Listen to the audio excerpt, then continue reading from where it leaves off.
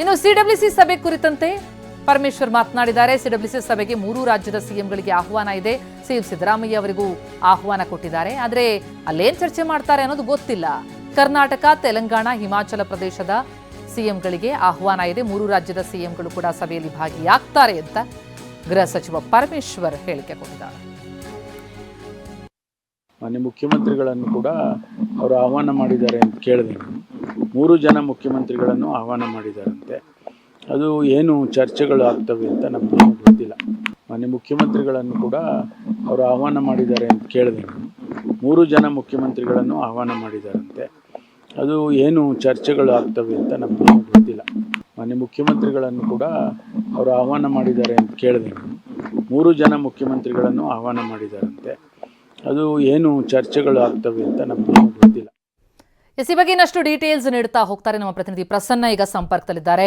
Prasanna, CWC ಸಭೆಗೆ ಸಿಎಂಗೆ ಆಹ್ವಾನ ಇದೆ, ಡಿಸಿಎಂಗಿಲ್ಲ. ಇದು ಬಹಳ ದೊಡ್ಡ ಚರ್ಚೆಗೆ ಕಾರಣ ಆಯಿತು. ಅದರ ಬೆನ್ನಲ್ಲೇ ಡಿಸಿಎಂ ಕೂಡ ದೆಹಲಿಗೆ ಪ್ರಯಾಣ ಬೆಳೆಸೋದಕ್ಕೆ ಸಿದ್ಧಾಗಿ ನಿಂತಿದ್ದಾರೆ 28ಕ್ಕೆ ಅನ್ನುವಂಥ ಮಾಹಿತಿ. ಅಂದ್ರೆ ಪಟ್ಟದ ಆಟದಲ್ಲಿ ಈ ತೆರೆ ಮರೆಯಲ್ಲಿ ಒಂದಿಷ್ಟು ಪ್ರಯತ್ನಗಳಾಗ್ತಾ ಇದೆಯಾ? ಜೊತೆಗೆ ಈ ಸಿಡಬ್ಲ್ಯೂಸಿ ಮೀಟಿಂಗ್ನಲ್ಲಿ ಏನ್ ಚರ್ಚೆ ಆಗ್ಬೋದು ಅನ್ನೋದು ಕೂಡ ಕುತೂಹಲವನ್ನು ಮೂಡಿಸ್ತಾ ಇದೆ ಅಂತ. ಪ್ರತಿಮಾ, ನಾಯಕತ್ವ ಬದಲಾವಣೆಯ ವಿಚಾರ ಎಲ್ಲಿ ಚರ್ಚೆ ಆಗಬೇಕು, ಯಾರಿಂದ ಚರ್ಚೆ ಆಗಬೇಕು, ಅವರು ಮಾತ್ರ ಕೈಗೆ ಸಿಗ್ತಾ ಇಲ್ಲ. ಈ ಎಲ್ಲ ವಿಷಯಗಳನ್ನು ಕೂಡ ನಿರ್ಧಾರ ಮಾಡಬೇಕಾಗಿರುವಂಥದ್ದು ರಾಹುಲ್ ಗಾಂಧಿ ಅವರು. ಆದರೆ ಕಳೆದ ಹಲವು ದಿನಗಳಿಂದಲೂ ಕೂಡ, ಒಂದು ಲೆಕ್ಕದಲ್ಲಿ ತಿಂಗಳಿಗಿಂತಲೂ ಕೂಡ, ರಾಹುಲ್ ಗಾಂಧಿ ಅವರು ಮಾತ್ರ ಈ ವಿಚಾರವನ್ನ ರಾಜ್ಯ ನಾಯಕರ ಜೊತೆಗೆ ಚರ್ಚೆ ಮಾಡೋದಕ್ಕೆ ಕೈಗೆ ಸಿಗ್ತಾನೆ ಇಲ್ಲ. ಇದೀಗ ಸಿಡಬ್ಲ್ಯೂಸಿ ಸಭೆ ನಾಳೆ ನಿಗದಿಯಾಗಿದೆ.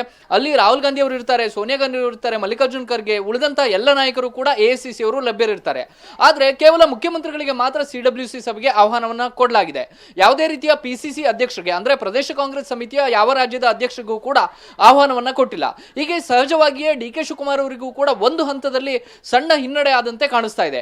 ಡಿಕೆ ಶಿವಕುಮಾರ್ ಅವರು ಮುಖ್ಯಮಂತ್ರಿಗಳ ಜೊತೆಗೆ ಹೋಗಿದ್ದೆ ಆದ್ರೆ ನಾಯಕತ್ವ ಬದಲಾವಣೆ ವಿಚಾರಕ್ಕೆ ಸಂಬಂಧಪಟ್ಟ ಹಾಗೆ ರಾಹುಲ್ ಗಾಂಧಿ ಅವರ ಗಮನವನ್ನ ಸೆಳೆಯಬಹುದಾಗಿತ್ತು. ಆದ್ರೆ ಸದ್ಯಕ್ಕೆ ರಾಹುಲ್ ಗಾಂಧಿ ಅವರು ಡಿಕೆ ಶಿವಕುಮಾರ್ ಅವರ ಕೈಗೆ ಸಿಗದೇ ಇರುವಂತಹ ಕಾರಣಕ್ಕೋಸ್ಕರ ಈ ವಿಷಯವನ್ನ ಎಲ್ಲಿ ಚರ್ಚೆ ಮಾಡುವುದು, ಯಾರ ಜೊತೆ ಚರ್ಚೆ ಮಾಡುವುದು ಅನ್ನುವಂಥದ್ದೇ ಇದೀಗ ದೊಡ್ಡ ಪ್ರಶ್ನೆಯಾಗಿ ಕಾಡ್ತಾ ಇದೆ. ಮಲ್ಲಿಕಾರ್ಜುನ್ ಖರ್ಗೆ ಅವರ ಹಂತದ ತನಕ ಚರ್ಚೆಯಾಗಿ ಅಲ್ಲಿಗೆ ಸ್ಥಗಿತ ಆಗಿಬಿಟ್ಟಿದೆ. ಮುಂದುವರಿಯೋದಕ್ಕೆ ಈ ವಿಷಯ ರಾಹುಲ್ ಗಾಂಧಿ ಅವರು ಕೈಗೆತ್ತಿಕೊಳ್ಬೇಕು.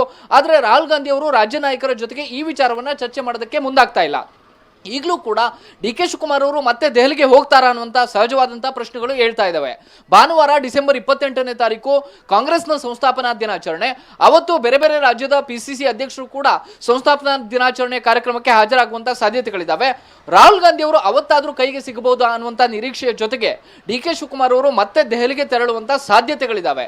ಡಿಕೆ ಶಿವಕುಮಾರ್ ಅವರಿಗೆ ಒಂದಷ್ಟು ಪಕ್ಷದ ಹಿರಿಯ ನಾಯಕರು ಕೊಟ್ಟಂತಹ ಸಲಹೆ ಮತ್ತು ಸೂಚನೆಯ ಪ್ರಕಾರ ಅವರು ನಾಳೆ ರಾತ್ರಿ ಮತ್ತೆ ದೆಹಲಿಗೆ ತೆರಳುವಂತಹ ಸಾಧ್ಯತೆಗಳಿದ್ದಾವೆ. 28ನೇ ತಾರೀಕು ನಡೆಯುವಂತಹ ಸಂಸ್ಥಾಪನಾ ದಿನಾಚರಣೆ ಕಾರ್ಯಕ್ರಮದ ಬಳಿಕವಾದ್ರೂ ರಾಹುಲ್ ಗಾಂಧಿ ಅವರನ್ನ ಭೇಟಿ ಆಗೋದಕ್ಕೆ ಸಾಧ್ಯ ಆಗುತ್ತಾ? ಈ ರೀತಿಯ ನಿರೀಕ್ಷೆಗಳು ಗರಿಗೆದರ್ತಾ ಇದ್ದಾವೆ. ಅವತ್ತು ಕೂಡ ರಾಹುಲ್ ಗಾಂಧಿ ಅವರು ಕೈಗೆ ಸಿಗಲಿಲ್ಲ ಅಂದ್ರೆ ಬಹುತೇಕ ಅದು ಜನವರಿ 2ನೇ ವಾರದ ತನಕವೂ ಕೂಡ ಈ ವಿಷಯ ಎಐಸಿಸಿಯ ನಾಯಕರ ಮಟ್ಟದಲ್ಲಿ ಚರ್ಚೆಗೆ ಬರೋದೇ ಇಲ್ಲ. ಹೀಗಾಗಿ ಒಂದೊಂದು ದಿನವೂ ಕೂಡ ಡಿಕೆ ಶಿವಕುಮಾರ್ ಪಾಲಿಗೆ ಅತ್ಯಂತ ಮುಖ್ಯ ಆಗ್ತಾ ಇದೆ. ಡಿಕೆ ಶಿವಕುಮಾರ್ ಅವರು ಅಂದುಕೊಂಡ ಪ್ರಕಾರ ಏನ್ ನಡಿಬೇಕಾಗಿತ್ತೋ ಅದು ಎಲ್ಲೋ ಒಂದ್ ಕಡೆ ವಿಳಂಬ ಆಗ್ತಿದೆ ಅನ್ನುವಂತಹ ಬೇಸರ, ಅಸಮಾಧಾನ, ಒಂದು ರೀತಿಯ ಆಕ್ರೋಶ ಕಾಂಗ್ರೆಸ್ನ ವಲಯದಲ್ಲಿ ಮಡುಗಡ್ತಾ ಇದೆ. ಇದೇ ಕಾರಣಕ್ಕೋಸ್ಕರ ನಾಯಕತ್ವ ಬದಲಾವಣೆ ವಿಚಾರವನ್ನ ಚರ್ಚೆ ಮಾಡಬೇಕಂತ ರಾಹುಲ್ ಗಾಂಧಿ ಯಾವ ಕಾರಣಕ್ಕೋಸ್ಕರ ಈ ವಿಷಯವನ್ನ ಇನ್ನಷ್ಟು ವಿಳಂಬ ಮಾಡ್ತಿದ್ದಾರೆ ಅನ್ನುವಂತಹ ಪ್ರಶ್ನೆಗಳು ಕೂಡ ಇದೀಗ ಸಹಜವಾಗಿ ಕೆಲವೊಂದಿಷ್ಟು ನಾಯಕರನ್ನ ಕಾಡ್ತಾ ಇದೆ. ಇದೀಗ ನಾಳೆ ಸಿಡಬ್ಲ್ಯೂಸಿ ಸಭೆಯಲ್ಲಿ ಮುಖ್ಯಮಂತ್ರಿಗಳು ಭಾಗಿಯಾದಾಗ ಸಹಜವಾಗಿ ರಾಹುಲ್ ಗಾಂಧಿ ಅವರ ಭೇಟಿ ಕೂಡ ಸಾಧ್ಯವಾಗುತ್ತೆ. ಆ ಸಂದರ್ಭದಲ್ಲಿ ಮುಖ್ಯಮಂತ್ರಿಗಳು ರಾಹುಲ್ ಗಾಂಧಿ ಅವರ ಬಳಿ ಏನ್ ವಿಚಾರವನ್ನ ಚರ್ಚೆ ಮಾಡ್ತಾರೆ, ನಾಯಕತ್ವ ಬದಲಾವಣೆ ವಿಚಾರಕ್ಕೆ ಸಂಬಂಧಪಟ್ಟ ಹಾಗೆ ನೀವು ಒಂದು ಘೋಷಣೆಯನ್ನ ಮಾಡಿ ಅನ್ನುವಂಥದ್ದನ್ನ ಏನಾದರೂ ಹೇಳ್ತಾರಾ, ಅಥವಾ ಸಚಿವ ಸಂಪುಟ ಪುನರ್ರಚನೆಗೆ ಸಂಬಂಧಪಟ್ಟ ಹಾಗೆ ಒಂದು ಅನುಮತಿಯನ್ನ ಪಡೆಯುವಂತ ಕೆಲಸವನ್ನ ಮುಖ್ಯಮಂತ್ರಿಗಳು ಮಾಡ್ತಾರಾ? ಸಹಜವಾಗಿ ಈ ಕುತೂಹಲ ಎಲ್ಲರಲ್ಲೂ ಕೂಡ ಮಡೆ ಮಾಡಿದೆ. ಹೀಗಾಗಿ ಬೆಂಗಳೂರಲ್ಲಿ ಗೊಂದಲಗಳು ಹಾಗೆ ಮುಂದುವರಿತಾ ಇದೆ. ದೆಹಲಿಯಲ್ಲಿ ಇದಕ್ಕೆ ಸಂಬಂಧಪಟ್ಟ ಹಾಗೆ ಯಾವುದೇ ರೀತಿಯ ಗೊಂದಲಗಳನ್ನ ಬಗೆಹರಿಸುವಂತ ನಿಟ್ಟಿನಲ್ಲಿ ಚರ್ಚೆಗಳೇ ಬರ್ತಾ ಇಲ್ಲ. ಇದು ಎಲ್ಲ ನಾಯಕರು ಒಂದಷ್ಟು ಆಶ್ಚರ್ಯದಿಂದ ನೋಡುವಂತೆ ಮಾಡ್ತಾ ಇದೆ. ಪ್ರತಿಮಾ, ಥ್ಯಾಂಕ್ ಯು ಪ್ರಸನ್ನ ತಮ್ಮ ಮಾಹಿತಿಗೆ.